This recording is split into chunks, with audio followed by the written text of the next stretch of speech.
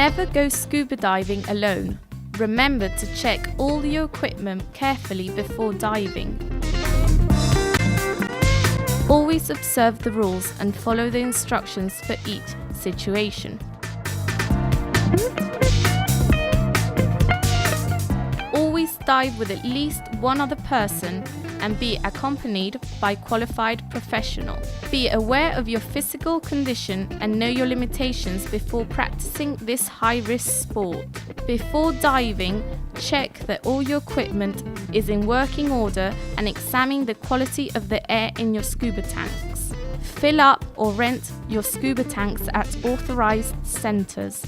Spanish law states that you are obligated to present the originals and copies of your diving certification, valid medical insurance, and a medical certificate endorsed by a fully qualified medical practitioner with a sound knowledge of diving medicine and hyperbaric physiology.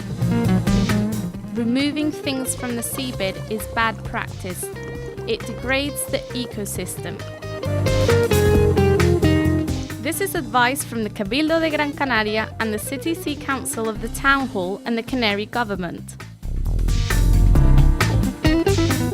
Security at all costs for Canarian waters.